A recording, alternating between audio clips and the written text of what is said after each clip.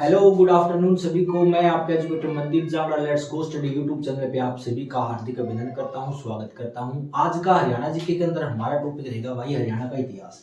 बिल्कुल मजेदार तरीके से सेशन करेंगे, अच्छे से करेंगे, मेरे साथ बने रहना।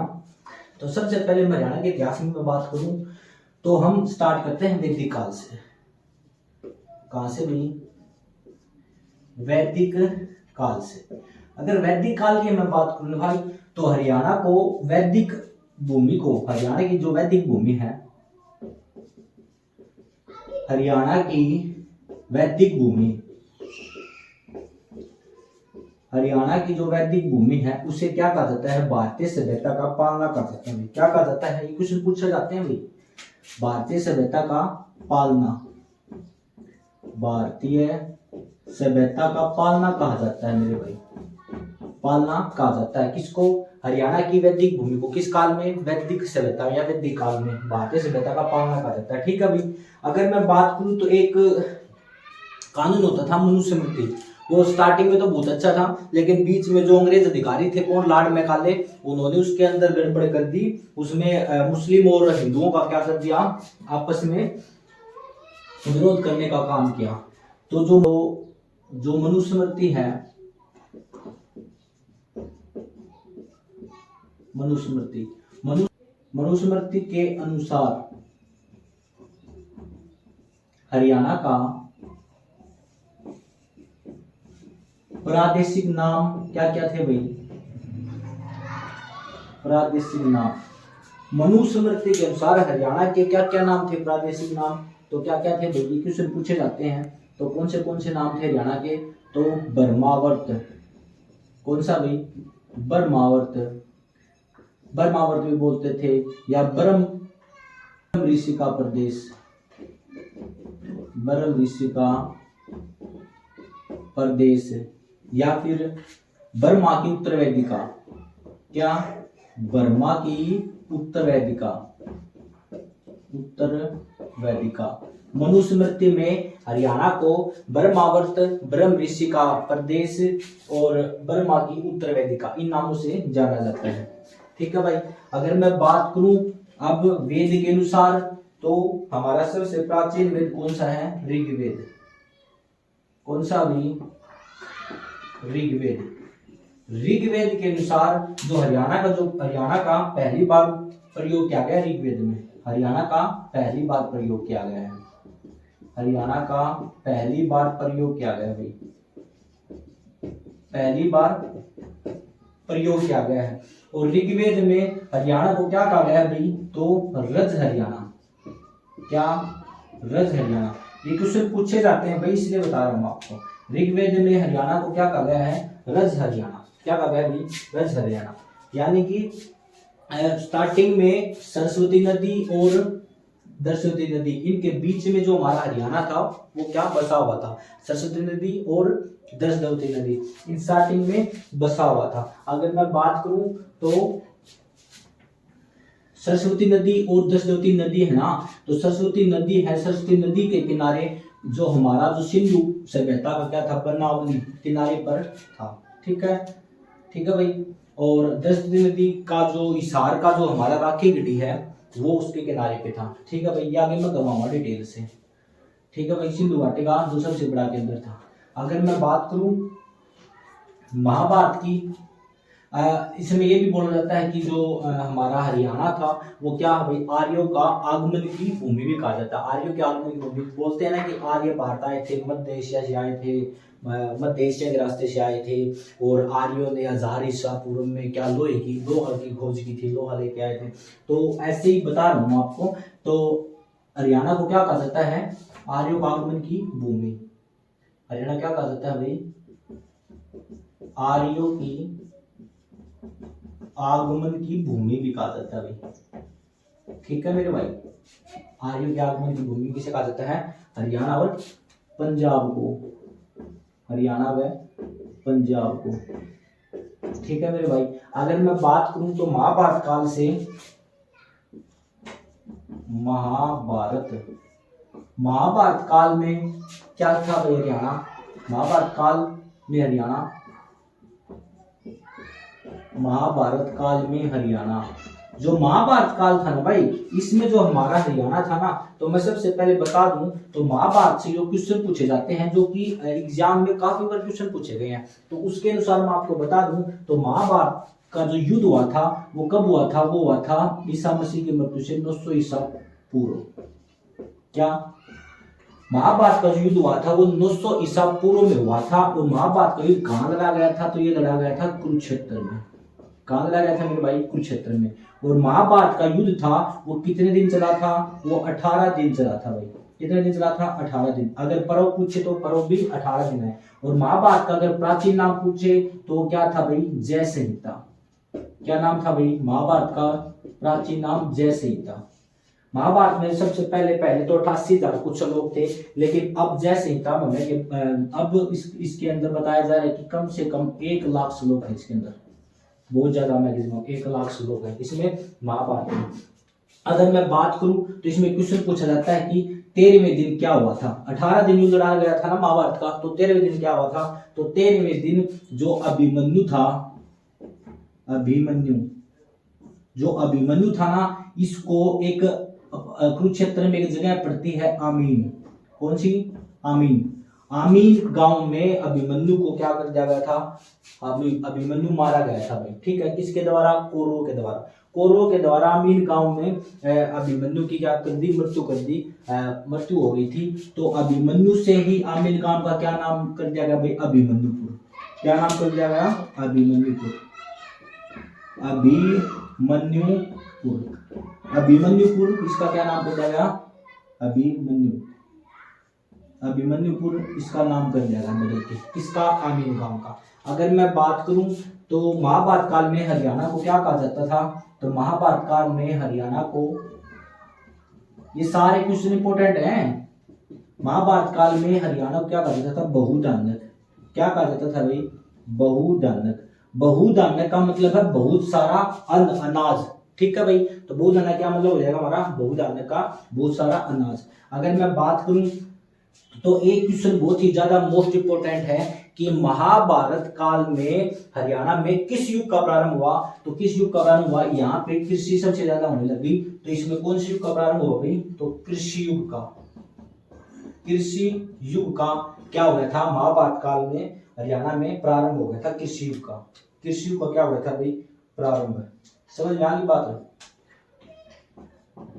मेरे साथ बने रहो, आपको बहुत अच्छे से किया आज हिस्ट्री करवाऊंगा मैं आपको हरियाणा की। तो कृषि युग का क्या हो गया था?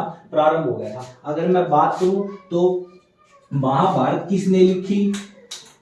महाभारत किसने लिखी? तो सबको पता है भाई, ये वेद व्यास ने लिखी थी। वेद व्यास ने लिखी थी महाभारत। ठीक है, सरस्वती नदी के किनारे। ये मैंने क्लास हुई थी ना, उसमें मैंने आपको बता दी थी भाई। ठीक है, उसमें मैंने आपको बता दी थी, पहले जो क्लास में पढ़े थे हमने, उसमें वेद व्यास ने लिखी थी। अगर मैं बात करूं, अगर ऑप्शन में वेद व्यास न हो तो एक क्वेश्चन और आता है महाभारत से ही लिखने में। तो इसमें बोलते हैं कि एक जो विवेकानंद के अनुसार, इसमें विवेकानंद के अनुसार जो महाभारत है वो किसने लिखी थी? तो विवेकानंद के अनुसार महाभारत किसने लिखी थी भाई? शंकराचार्य ने लिखी थी। किसने लिखी थी? शंकराचार्य ने। शंकराचार्य ने।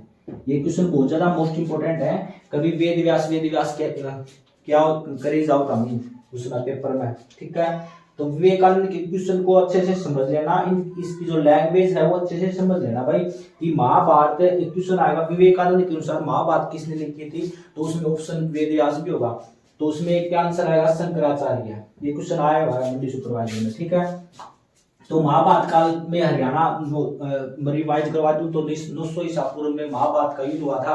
और कहाँ लड़ा गया था? कुरुक्षेत्र में लड़ा गया था। और कितने दिन चला था? 18 दिन चला था।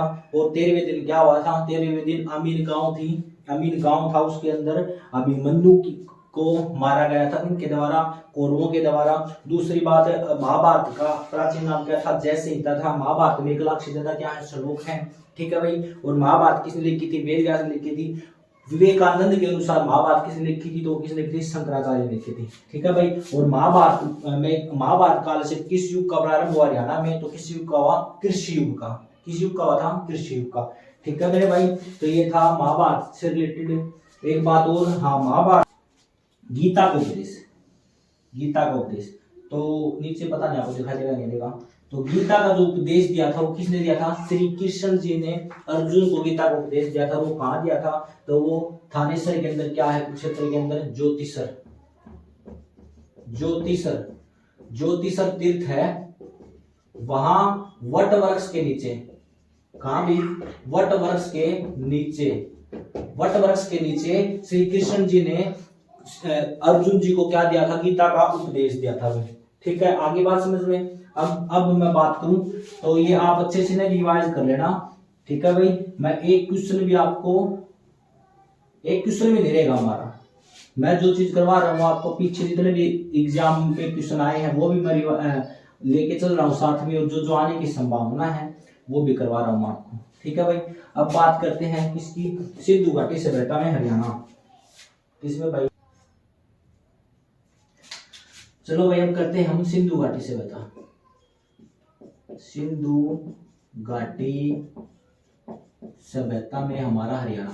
अगर पूछा जाए भाई तो सिंधु घाटी जो सभ्यता है ना, इसका क्या टाइम था भाई? इसका टाइम पीरियड था 2350 से 1750। ये मोस्ट इंपोर्टेंट क्वेश्चन है। और ये जो सिंधु घाटी है ना, ये वैसे तो नेशनल जीके का पार्ट है। सिंधु घाटी सभ्यता का जो टाइम सेशन रहेगा, टाइम पीरियड रहेगा, 2350 से 1785 तक। ठीक है, अगर मैं बात करूं सिंधु घाटी सभ्यता में, तो सिंधु घाटी सभ्यता में हमारे हरियाणा में ये काशीयुगीन सभ्यता थी।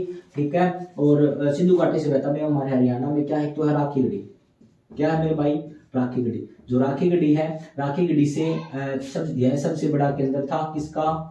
सबसे बड़ा केंद्र सिंधु घाटी सभ्यता का सबसे बड़ा केंद्र था। और हरियाणा में सबसे बड़ा केंद्र है कौन? राखी गढ़ी। और राखी गढ़ी कौन सी नदी के किनारे है? तो ये है दृश्यद्वती नदी के किनारे, दृश्यद्वती नदी के किनारे। ठीक है भाई, दृश्यद्वती नदी के किनारे है। और दृश्यद्वती नदी का ही पुराना नाम क्या है? चेतांग। समझ में आ गई मेरी बात भाई? ठीक है, तो ये दृश्यद्वती नदी के किनारे है कौन सा? राखी गढ़ी। अगर मैं बात करूं अब बनावली की, क्या है भाई? बनावली। ये सिंधु घाटी सभ्यता के केंद्र थे। राखी गढ़ी सबसे बड़ा केंद्र था। एक था बनावली। बनावली कहाँ पड़ता है? फतेहाबाद में पड़ता है भाई। और इसकी खुदाई किसने करवाई थी? RS बिष्ट ने। RS बिष्ट ने इसकी क्या करवाई थी भाई? खुदाई करवाई थी।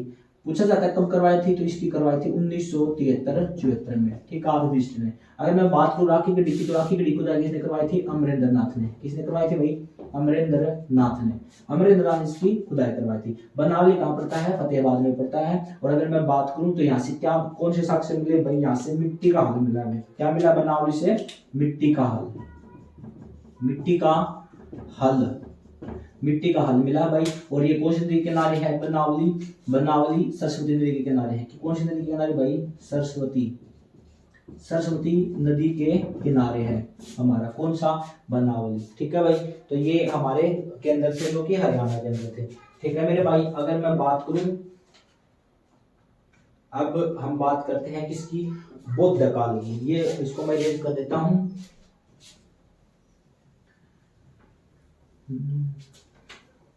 मेरे साथ बने रहो बस। अब मैं बात करूं किसकी? तो बौद्ध काल में हमारा हरियाणा। बौद्ध काल में हमारा हरियाणा। तो बौद्ध काल की अगर मैं बात करूं मेरे भाई, तो बौद्ध काल में हमारे ये महाजनपदों में बटा हुआ था। महाजनपद, महाजनपदों में बटा हुआ था कौन सा? बौद्ध काल। और महाजनपद कितने थे? 16 महाजनपद थे। कितने महाजनपद थे? 16 महाजनपद थे। तो इसमें सबसे बड़ा महाजनपद किसका था? वो था मगध का। मगध, मगध जो महाजनपद था, महाजनपद, ये सबसे बड़ा जनपद था। ठीक है भाई, सबसे बड़ा, सबसे शक्तिशाली और सबसे बड़ा, सबसे शक्तिशाली, सबसे शक्तिशाली जनपद कौन सा था? मगध महाजनपद। ठीक है भाई, अगर मैं बात करूं हमारे हरियाणा की, तो जो हमारा हरियाणा था वो कितने महाजनपदों में बटा हुआ था? तो वो 2, हमारा हरियाणा, जो हमारा हरियाणा था ना मेरे भाई, वो 2 महाजनपदों में बटा हुआ था। 2 महाजनपद, 2 महाजनपदों में बटा हुआ था। नंबर 1 तो था कौन सा? कुरु। ठीक है भाई मेरे भाई, और दूसरा क्या था? पांचाल। कुरु और पांचाल होती थी इंद्रप्रस्थ। कुरु की जो राजधानी थी वो क्या होती थी भाई? इंद्रप्रस्थ। इंद्रप्रस्थ। और इंद्रप्रस्थ को वर्तमान में क्या बोला जाता है? दिल्ली। क्या बोला जाता है मेरे भाई? दिल्ली। दिल्ली बोला जाता है वर्तमान में। ठीक है। बौद्ध काल में 16 महाजनपद, सबसे बड़ा महाजनपद कौन सा था? मगध महाजनपद, जो सबसे शक्तिशाली महाजनपद था। और जो हरियाणा था वो 2 महाजनपदों में बटा हुआ था, नंबर 1 कुरु और नंबर 2 पांचाल। कुरु जो महाजनपद था वो सबसे जो कुरु महाजनपद था उसकी जो राजधानी थी वो इंद्रप्रस्थ थी, जो वर्तमान में दिल्ली है। समझ आई बात? अगर मैं बात करूं मौर्य काल की, किसकी बात भाई? मौर्य काल की। मौर्य काल की अगर मैं बात करूं,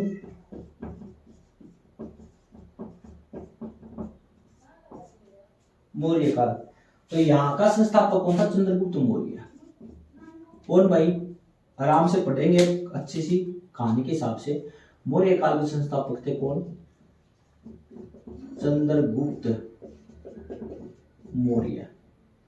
जो चंद्रगुप्त मौर्य थे, ये कहा जाता है कि वैसे तो मैं बता दूं, चंद्रगुप्त मौर्य था भाई, ये 323 ईसा पूर्व में पाटलिपुत्र के अंदर, पाटलिपुत्र राजधानी थी, पाटलिपुत्र के अंदर क्या है, नंद वंश का शासक था धनानंद। उसका खात्मा करके किसकी सहायता से? चाणक्य की सहायता से।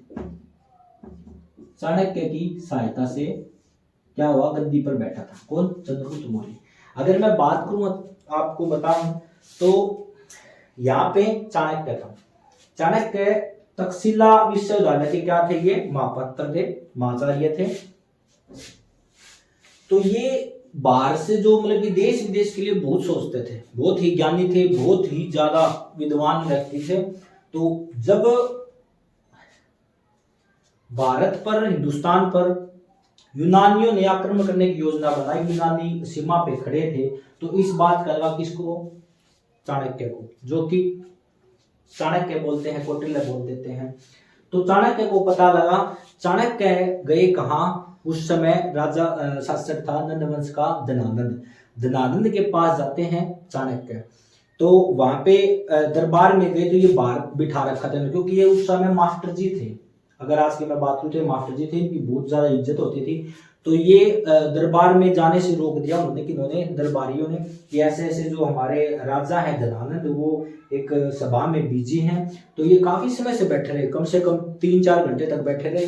तो इनको गुस्सा आ गया, क्योंकि ये खुद ऐसे सोच रहे थे कि भाई मेरी इतनी इज्जत है, मेरे इतना वो है, तो ये राजा ऐसा क्या हो गया भाई, इसने मेरे को इतनी देर तक बिठा रखा। तो ये अंदर चले गए। तो जो धनानंद थे वो क्या कर रहे थे?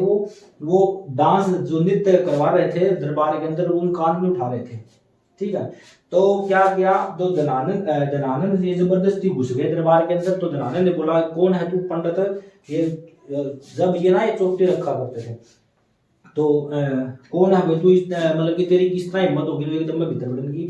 तो चाणक्य बोले, मैं ऐसे ऐसे हूँ भाई, और तने शर्म आने से थोड़ी बहुत तुम्हारा राजला वो देखने लायक नृत्य की करवाने लायक दरबार का मैं, और मैं इतनी देर तक मैं बाहर बैठे हूँ, तेरा थोड़ी बहुत भी शर्म ना आई? तो ये बोले, तू जा ना, के शर्म को वो तो बोले, वो ऐसे ऐसे यूनानी आए हैं और के नाम है आक्रमण करेंगे, तो मैंने तेरी हैची है उनने बाहर बजा दे, नहीं तो फिर आपने यहाँ बहुत ज्यादा दिक्कत हो जाएगी। मेरे मन के मतलब है वो आन गाबड़ा करके चला जाऊंगा, तो मैं आना दूं। तो ये करा, इसने चाणक्य को धक्का मार के, अपमानित करके, बेइज्जत करके बाहर निकाल दिया, जिससे इसकी जो चोटी थी वो ऐसे मतलब कि खुल गई वो। तो उसमें इनका जो था चाणक्य और का, तो चाणक्य और ने अपमान सोचा भी है, जो चोटी खुल की, तो जैसे सिख समुदाय में पगड़ी के हाथ नहीं लगाने देते, उतारे नहीं देते, ऐसे ही उनकी भी वो जो चोटी थी उसको खुले नहीं देते। तो वो वहां से कसम उठा के चले थे कौन? चाणक्य, कि मैं सबसे पहले तेरा तो सर्वनाश मैं जरूर करूंगा, चाहे कुछ भी हो जाओ। तो जब ये वापस आ रहे थे, तो जंगल में कुछ बच्चे राजा और प्रजा के हिसाब से कुछ खेल रहे थे। तो उसमें राजा बना हुआ था कौन? मौर्य, चंद्रगुप्त मौर्य। चंद्रगुप्त मौर्य वैसे शूद्र जाति से थे, मतलब कि निम्न नीचे जाति से थे। तो वहां पे खेल रहे थे राजा दरबारी, ऐसे सैनिक ऐसे खेल रहे थे बच्चे। तो जब ये जंगल से जा रहे थे, तो वहां पे आ गया शेर आ गया। तो उसके जो और बच्चे थे वो तो गए भाग, और चंद्रगुप्त मौर्य और चाणक्य और शेर ये बच गए। तो जब शेर और चाणक्य के बीच में कौन आ गया, मौर्य आ गया। तो ये वहां से उसके साथ में लड़ाई शेर से और वो भाग गया। तो तब जो चंद्रगुप्त मौर्य ने सोचा भी बेटा तू कौन है, तू क्यों ना गया, अगर राजा एडन जागा तो प्रजा का क्या होगा और सैनिका का क्या होगा, तो इसलिए मैं नहीं भागा। तो जब चंद्रगुप्त मौर्य को चाणक्य ने चंद्रगुप्त मौर्य को वहां पे लेके गए, उसको अच्छे से शिक्षा दी, शास्त्रों की शिक्षा दी और लड़ने की सारी चीजें मतलब इसने सिखाई, किसने, चाणक्य ने। आगे बात समझ में, ये था चाणक्य की और चंद्रगुप्त मौर्य की कहानी। चंद्रगुप्त मौर्य को राजा बना दिया गया, ठीक है भाई। चंद्रगुप्त मौर्य के बाद में आया कौन, बिंदुसार, इसका बेटा बिंदुसार। जो बिंदुसार था वो 298 से 272 ईस्वी पूर्व तक इसका शासन रहा। कब तक, 298 से 272 ईसा पूर्व इसका शासन रहा बिंदुसार का। अगर मैं बात करूं तो इसके बाद में आया कौन, बिंदुसार के बाद में अशोक। 99 भाई मार का राजा बनाया था कौन, अशोक, ठीक है भाई। 100 प्लस बताते हैं, 100 भाई मारे किसने, अशोक ने, ठीक है। अशोक का जो टाइम पीरियड रहा वो रहा इसका 272 में इसका राज्यारोहण हो गया था। 272 ईसा पूर्व में क्या हुआ था, इसका राज्यारोहण हो गया था, ठीक है भाई, किसका, अशोक का। अशोक का अगर टाइम पीरियड पूछे तो 269 ईसा पूर्व से 232 ईसा पूर्व इसका रहा है। तो इससे क्वेश्चन क्या बनेगा, इससे क्वेश्चन ये बनेगा कि हरियाणा के अंदर कितने हरियाणा मौर्यों के अधीन रहा, कितने मौर्य के अधीन रहा। तो चंद्रगुप्त मौर्य, बिंदुसार और अशोक, ये क्वेश्चन बन सकता है इससे, समझ में आ गई बात। ये था मौर्य काल। अगर मैं बात करूं अब इसकी, कुषाण की, इसकी भाई बात है, कुषाण की बात करूं तो कुषाण जो वंश था, क्या, कुषाणों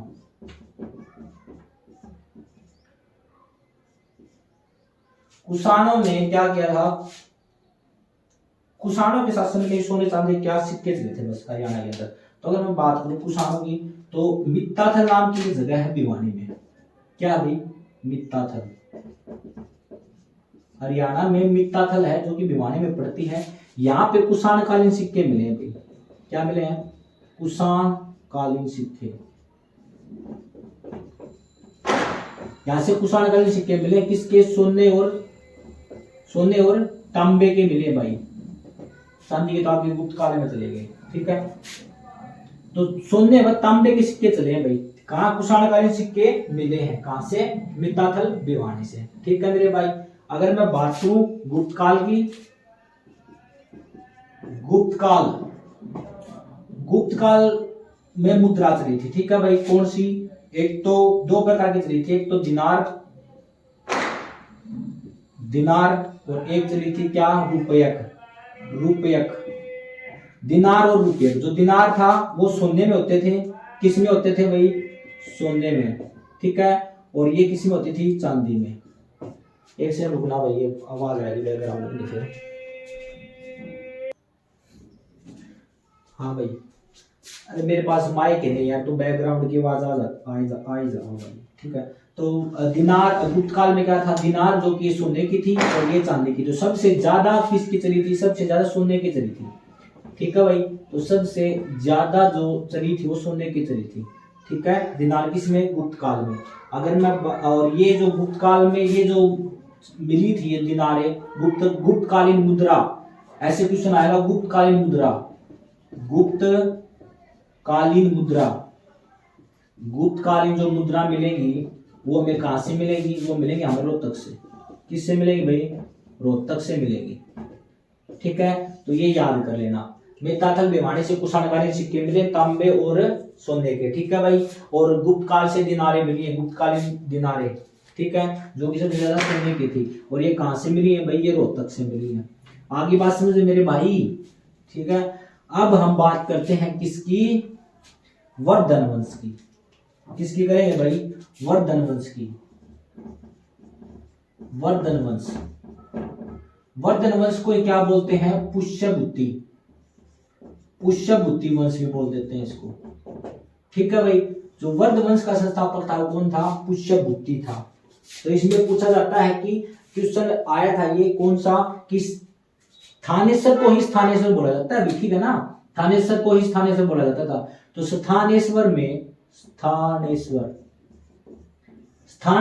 में शिव मंदिर का निर्माण किसने करवाया था?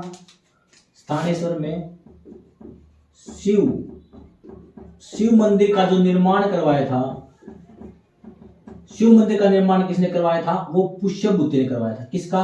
पुष्यभूति ने करवाया था। किसका? स्थानेश्वर में शिव मंदिर का निर्माण किसने करवाया था?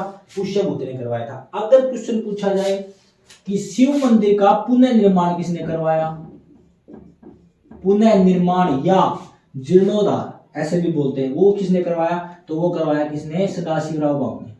किसने? सदाशिवराव ने। तो ये क्वेश्चन पूछे जाते हैं भाई, मोस्ट इंपोर्टेंट है। अब हम बात करें वर्धन वंश की। प्रभाकर वर्धन क्या था? प्रतापी राजा था, बहुत ही ज्यादा प्रतापी राजा था। कौन? प्रभाकर वर्धन प्रतापी राजा था। अगर हम सीक्वेंस से याद करें तो प्रभाकर वर्धन का बड़ा बेटा था कौन? राज्यवर्धन। ये बड़ा बेटा था राज्यवर्धन। और राज्यवर्धन प्रभाकर वर्धन का जो दूसरा बेटा था, ये बड़ा बेटा था, और दूसरा बेटा था कौन? हर्षवर्धन। कौन था भाई? हर्षवर्धन, ठीक है। ये था छोटा बेटा। प्रभाकर वर्धन का क्या था? ये भाई था। ये क्वेश्चन पूछे जाते हैं। एक थी की बहन कौन? राज्यश्री। कौन थी मेरे भाई? राज्यश्री की कौन थी? बहन थी, ठीक है। आगे चल के राज्यश्री की शादी हो जाएगी किससे? ग्रहवर्मा से। किसके साथ शादी होगी भाई इसकी? ग्रहवर्मा से। ग्रहवर्मा की आगे मृत्यु कर देगा कौन? देवगुप्त, जो मालवा का शासक था। मालवा का कौन? देवगुप्त, ठीक है भाई। इसका कत्ल कर देगा ग्रहवर्मा का। ये बात समझ में आई आपको? अच्छे से समझना, बिल्कुल अच्छी सी मजेदार स्टोरी है। वर्धन वंश को ही पुष्यभूति वंश बोलते हैं, क्योंकि स्थानेश्वर में शिव मंदिर का निर्माण कराया था किसने? पुष्यभूति ने। वर्धन वंश का संस्थापक होता पुष्यभूति था, और इसका शिव मंदिर का निर्माण करवाया था किसने?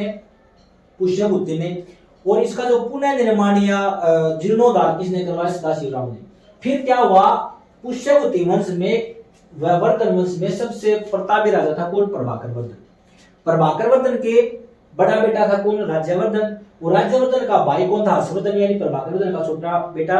और उसकी एक बेटी थी कौन? राज्यश्री। राज्यश्री की शादी कर दी थी किसके साथ? ग्रहवर्मा से। और ग्रहवर्मा को मार कौन देता है? देवगुप्त मालवा, जो मालवा का शासक था, ठीक है भाई। बात ये है, जो प्रभाकर वर्धन की 605 में मृत्यु हो जाती है भाई, अच्छे से समझो। प्रभाकर वर्धन की 605 ईस्वी में मृत्यु हो जाती है, जिससे प्रभाकर वर्धन की पत्नी थी कौन? यशोमती। कौन थे मेरे भाई? यशोमती, यानी राज्यवर्धन की मां, हर्षवर्धन की मां, राजश्री की मां। कौन? यशोमती। प्रभाकर वर्धन की 605 में मृत्यु हो जाती है, तो उस समय सती प्रथा चली हुई थी। सती प्रथा का मतलब, अगर किसी का पति मर जाए तो उसकी पत्नी को भी उसी में चिता में बैठना हो जाता था, जिंदा मतलब कि जलना हो जाता था। सती, इसको सती प्रथा ही बोलते हैं, ठीक है भाई। तो मती क्या हो जाती है? सती हो जाती है। तो इसके साथ दुख हो गया बहुत बड़ा। किसके साथ? राज्यवर्धन के साथ बहुत बड़ा दुख हो गया। अभी माँ भी एक्सपायर होगी और भाई पापा भी एक्सपायर हो गए, ठीक है। तो हर्षवर्धन और राज्यश्री दोनों ने राज्यवर्धन को क्या कहा कि आप राजा बनोगे। तो राज्यवर्धन को क्या बना दिया गया? राजा बना दिया गया। तो राज्यवर्धन को राजा बना दिया। तो जब राज्यवर्धन एक युद्ध करके आ रहे थे वापिस, एक विद्रोह हो रखा था, तो उस समय वापिस आ रहे थे, तो उसके वापिस आ रहे थे कि भाई इसने खबर मिली भाई प्रभाकर वर्धन की मृत्यु होगी और इसकी मां भी होगी, तो इसमें यो दुख होगी बहुत बड़ो।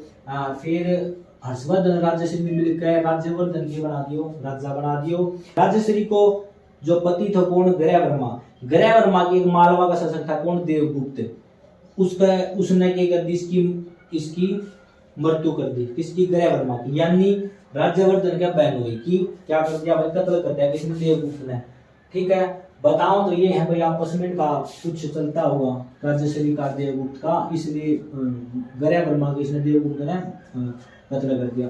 लेकिन कुछ कभी कोई कुछ बताओ भाई, कभी कोई कुछ बताओ है। मेन चीज तो यह है राजश्री का पति कौन था, गर्या वर्मा। गर्या वर्मा की मृत्यु किसने कर दी, देवगुप्त ने कर दी। तो राज्यवर्धन ने क्या किया, देवगुप्त को क्या कर दिया, मार दिया भाई, देवगुप्त को मार दिया। देवगुप्त का दोस्त था एक कौन, शशांक। शशांक ने क्या करा, राज्यवर्धन को झूठ बोल के धोखे से अपने पास बुला लिया कि भाई मैं मेरी बेटी की शादी करना चाहूं तेरे साथ। शशांक की बेटी थी, शशांक की क्या थी, बेटी थी। तो राज्यवर्धन ने धोखे से बुला लिया शशांक ने कि मैं मेरी बेटी की शादी आपके साथ करना चाहूं तो आप आ जाओ। तो शशांक ने क्या किया, राज्यवर्धन की क्या कर दी, मार दिया राज्यवर्धन। राज्यवर्धन को क्या कर दिया, कत्ल कर दिया, मृत्यु हो गई उसकी राज्यवर्धन की। अब कौन बैठा, हर्षवर्धन। हर्षवर्धन बैठ गया गद्दी के ऊपर। तो जब अब सती प्रथा तो चल रही थी, जब गर्या वर्मा मर गया, उसका बहन भी मर गया, तो हर्षवर्धन का भाई राज्यवर्धन भी मर गया। तो हर्षवर्धन जो राज्यश्री था इसकी बहन या जंगलाम चली गई सती होने खातर, मैं भी सती होंगी। फिर हर्षवर्धन राजा बनती शादी इसने किसी ने डाल तो टोई या अपन राजश्री, राजश्री टो की या मनाई मुझे भाई बाण अगर तू भी मर गई तो मेरे अपन रह जाओ, सारा तो मर गया। फिर या भाई इसने बचा ली थी राजश्री। ठीक है भाई, अब इससे जो क्वेश्चन पूछ जाते हैं वो इंपॉर्टेंट, ये क्वेश्चन पूछे गए हैं भाई कि देवगुप्त की हत्या किसने करी थी, तो देवगुप्त की हत्या किसने करी थी, राज्यवर्धन ने करी थी। और राजश्री का पति कौन था, गर्या वर्मा पति था। हर्षवर्धन की बहन कौन थी, राजश्री थी। हर्षवर्धन की माँ कौन थी, यशोमती थी। प्रभाकरवर्धन क्या था, प्रतापी राजा था। प्रभाकरवर्धन के कितने बेटे थे, 2 बेटे थे, 1 बेटी थी। कौन, राज्यवर्धन, हर्षवर्धन। और हर्षवर्धन की बहन कौन थी, राजश्री थी। बस यह राज्यवर्धन की मृत्यु किसने करी, तो शशांक ने करी, धोखे से बुला के। ठीक है, फिर बस ऐसे ही चलता है ये। अब आगे देखें, आगे अगर मैं बात करूं हर्षवर्धन, हर्षवर्धन का जो जन्म हुआ ना भाई, अब आएगा कौन, हर्षवर्धन।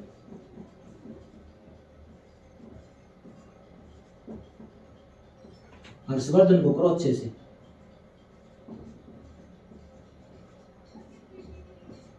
हर्षवर्धन, हर्षवर्धन का जो जन्म हुआ वो हुआ कब, 590 ईसा पूर्व में। ठीक है भाई, और जो हर्षवर्धन था वो 606 ईस्वी में राजा बना। ठीक है भाई, क्या बना, 606 ईस्वी में राजा बन गया। 606 ईस्वी में राजा बना, कब, 16 साल की उम्र में। 590 ऐड कर लेना, हाँ 10 से 16 साल की उम्र में क्या हुआ, ये राजा बन गया। ठीक है, शताब्दी पूछे तो 7वीं शताब्दी, छठी नहीं आएगी, शताब्दी 7वीं शताब्दी में आएगी। ठीक है भाई, आगे बात समझ में। 7वीं शताब्दी में क्या हो गया, राजा बना। ठीक है, राजधानी कौन सी बनाई, स्थानेश्वर राजधानी बनाई। स्थानेश्वर राजधानी बनाई किसने, किसने, हर्षवर्धन ने। ठीक है, वैसे राजधानी 2 बनाई थी, राजश्री में भी बोलते थे क्या, कन्नौज। एक तो राजधानी थानेश्वर थी और एक कौन सी थी, कन्नौज। कन्नौज, ये राजा बनने के बाद में कन्नौज राजधानी बनाई। थानेश्वर राजधानी से पहले, फिर कन्नौज। तो 2 राजधानी बनाई, थानेश्वर और कन्नौज। इसका राज्याभिषेक 7वीं शताब्दी में हो गया था, किसका, हर्षवर्धन का। ठीक है, और इसने क्या चलाया था, हर्षवंत चलाया था। क्या चलाया भाई, हर्षवंत। किसने, हर्षवर्धन ने हर्षवंत चलाया। अगर मैं बात करूं तो हर्षवर्धन के क्या विद्वान रहते थे, कौन कौन से विद्वान रहते थे भाई, बड़ी क्लास हो जाएगी इसलिए जल्दी करवा रहा हूँ अच्छे से। हर्षवर्धन के विद्वान कौन कौन से थे, एक तो था मयूर, मयूर दिवाकर, मयूर दिवाकर, और था भर्तरी। ये इसके विद्वान रहते थे इसके दरबार में। ठीक है भाई, अगर मैं बात करूं तो हर्षवर्धन का एक दरबारी कवि था, हर्षवर्धन का एक दरबारी कवि भी था, कौन है, बाण भट्ट। कौन था मेरे भाई, बाण भट्ट। हर्षवर्धन का एक दरबारी कवि था, कौन, बाण भट्ट। बाण भट्ट की मैं बात करूं तो इसने क्या लिखा था, हर्षचरित किताब लिखी थी। कौन सी, हर्षचरित्र। हर्षचरित क्या थी, किताब लिखी, किसने, बाण भट्ट ने। ठीक है मेरे भाई, और बाणभट्ट ने एक पुस्तक और भी लिखी थी, जो उपन्यास था, जो भारत का सबसे पहला उपन्यास था, कौन सा था भाई? कादम्बरी। कौन था? कादम्बरी। कादम्बरी उपन्यास लिखा किसने भाई? बाणभट्ट ने। हर्षचरित किताब लिखी और एक उपन्यास लिखा कादम्बरी। ठीक है भाई। अगर मैं बात करूं तो ये जो हर्षवर्धन था, ये खुद भी क्या था? साहित्यकार था। क्या था? साहित्यकार। तो इसने भी कुछ लिखे थे साहित्य। क्या? एक तो नागानंद, नागानंद, ठीक है भाई, नागानंद लिखा इसने। नंबर 2, एक प्रिय दर्शन लिखी, प्रिय दर्शनी, नागानंद प्रिय दर्शनी। और नंबर 3 पे आएगा कौन? रत्नावली, रत्नावली। ये किसने लिखे? हर्षवर्धन लिखे। हर्षवर्धन की कौन कौन सी है? नागानंद, प्रियदर्शनी और रत्नावली। ये हर्षवर्धन की है भाई। हर्षवर्धन ने लिखा क्योंकि ये खुद एक साहित्यकार था। हर्षवर्धन के दरबार में कौन रहता था? विद्यमान रहते थे कौन कौन से? मयूर, दिवाकर और भर्तरी। और हर्षवर्धन का एक दरबारी कवि था, कौन था? बाणभट्ट। बाणभट्ट ने क्या लिखी? हर्षचरित किताब लिखी। और बाणभट्ट ने एक उपन्यास लिखा, कौन सा लिखा भाई? कादम्बरी। ठीक है भाई, आगे बात समझ में। अगर मैं बात करूं तो हर्षवर्धन के दरबार में कौन सा चिन्ह यात्री आया भाई? एक चिन्ह यात्री आया, कौन? Hiuen Tsang, Hiuen Tsang. ठीक है भाई, हेनसांग। ये चिन्ह यात्री आया किसके दरबार में? हर्षवर्धन के दरबार में। और हेनसांग कौन था? चिन्ह यात्री था। इसे यात्रियों का राजकुमार भी कहा जाता है। एग्जाम में पूछे गए क्वेश्चन, यात्री और राजकुमार कौन? हेनसांग, यात्रियों का राजकुमार, यात्रियों का राजकुमार कौन भाई? हेनसांग। ठीक है। और हेनसांग ने एक पुस्तक लिखी थी, कौन सी? सीयू की, सीयू की पुस्तक लिखी किसने? हेनसांग ने, जो कि यात्री और राजकुमार था। और सीयू की पुस्तक में किसका जिक्र है भाई? तो थानेश्वर का जिक्र है। किसका? थानेश्वर का। आगे बात समझ में। थानेश्वर का जिक्र है भाई। तो हेनसांग चिन्ह यात्री कब से कब तक रहा भारत में? ये क्वेश्चन पूछा जाता है। तो हेनसांग जो चिन्ह यात्री था वो कब से कब तक रहा भाई भारत में? 629 ईसा पूर्व से 645 ईसा पूर्व में जो हेनसांग था वो भारत में रहा। किस में रहा? भारत में। लेकिन हरियाणा में कब से रहा? एग्जाम में पूछा गया है। जो हेनसांग था वो हरियाणा, भारत में तो 629 ईसा पूर्व 645 ईसा पूर्व। 2 हरियाणा में कब से कब तक रहा? हरियाणा में रहा ये 633 ईसा पूर्व से ये रहा 643 ईसा पूर्व। ये एचएससी में पूछा गया भाई। ठीक है मेरे भाई, ये एचएससी के अंदर पूछा गया एग्जाम में। तो कब से कब तक रहा? 633 ईसा पूर्व से 643 ईसा पूर्व में ये रहा। कौन? हेनसांग। आगे बात समझ भाई। ये हर्षवर्धन, अगर दोबारा मैं आपको रिपीट करवा दूं तो आप अच्छे से समझ लेना मेरे भाई। जो वर्धन वंश था या पुष्यभूति वंश था, इसमें किसने स्थापना की थी? पुष्यभूति ने की थी। पुष्यभूति ने सबसे पहले स्थानेश्वर में शिव मंदिर का निर्माण करवाया। उसका पूर्ण निर्माण पूछे, जीर्णोद्धार पूछे तो सदाशिवराव ने करवाया। पुष्यभूति वंश में सबसे प्रतापी राजा था कौन? प्रभाकर वर्धन। ठीक है, प्रभाकर वर्धन सबसे शक्तिशाली राजा था। प्रभाकर वर्धन की संतान थी, सबसे बड़ा बेटा था राज्यवर्धन, फिर उसका भाई था कौन? हर्षवर्धन, और फिर एक बहन थी कौन? राजश्री। ठीक है। प्रभाकर वर्धन की जो पत्नी थी वो यशोमती थी। तो जब प्रभाकर वर्धन एक विद्रोह हो गया था, तो उस विद्रोह को दबाने में वो सफल हुआ, तो वापस आ रहा था, तो उसको पता लगा, वो खुशी का पल था, लेकिन उसको पता लगा कि प्रभाकर वर्धन की यानी उसके पिता की मृत्यु हो गई है। और उसकी माँ, जब उस टाइम पे सती प्रथा चली हुई थी, तो उसकी माँ भी सती हो गई है यशोमती, तो उसको बहुत ज्यादा दुख हुआ। फिर क्या किया? हर्षवर्धन और राजश्री दोनों बहन भाई ने, उसका बड़ा भाई था जो कौन? राज्यवर्धन, उसको क्या बना दिया? राजा बना दिया। लेकिन फिर क्या हुआ? उसकी जो बहन थी राजश्री, उसका पति था कौन? ग्रहवर्मा, उसकी क्या होगी? मृत्यु कर दी। किसने कर दी? मालवा का शासक देवगुप्त ने। देवगुप्त ने उसका कत्ल कर दिया। किसका कर दिया? ग्रहवर्मा। ग्रहवर्मा कौन था? राजश्री का पति था। ठीक है भाई।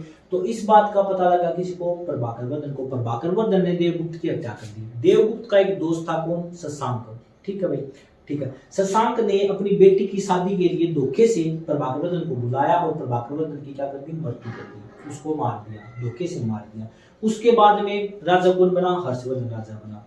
हर्षवर्धन जब राजा बना तो हर्षवर्धन जब राजा बन गया तो जो ग्रहवर्मा थे वो उसकी जो बहन थी राजश्री वो भी सती होने के लिए जंगलों में चली गई। तो हर्षवर्धन ने उसको ढूंढा और उसको मनाया कि आप भी अगर सती हो जाओ तो मेरे पास कौन बचेगा। ठीक है भाई, तो ऐसी ये कहानी थी। बाद में हर्षवर्धन राजा बनता है, जन्म हुआ था 590 ईस्वी में और इसका राजा बन गया था कब? 606 ईस्वी में राजा बन गया था। किसमें? 16 साल की उम्र में। और इस 7वीं शताब्दी थी उसमें राजा बन गया था। हर्षवर्धन ने स्थानेश्वर को राजधानी बनाया और उसको राजश्री को अपने पास में लेके फिर राजधानी क्या बना दिया? कन्नौज को राजधानी बना दिया। ठीक है, वो सदी होने से बचा के बाद में कन्नौज को राजधानी बना दिया। हर्षवर्धन के विद्वान रहते थे दरबार में कौन कौन? मयूर और दिवाकर और भर्तृहरि। ठीक है भाई, इसका जो दरबारी कवि था वो कौन था? बाणभट्ट था। हर्षवर्धन का दरबारी कवि कौन था? बाणभट्ट था। और बाणभट्ट ने पुस्तक लिखी थी हर्षचरित। ठीक है मेरे भाई, पुस्तक लिखी थी हर्षचरित। और इसने एक उपन्यास लिखा था, जो भारत का पहला उपन्यास है, वो था कौन? कादम्बरी। कादम्बरी उपन्यास है। हर्षवर्धन के शासनकाल में एक चीनी यात्री आए, कौन? हेनसांग, जिसे यात्रियों का राजकुमार कहा जाता है। हेनसांग ने एक पुस्तक लिखी, कौन? शियुकी। और शियुकी के अंदर किसका जिक्र है भाई? थानेश्वर का जिक्र है। ये था हमारा वर्धन वंश। आगे का पार्ट हम कल करेंगे। आई होप सबको पसंद आया होगा। मेरे चैनल को लाइक भी किया करो, सब्सक्राइब भी किया करो। वंदे मातरम, जय हिंद।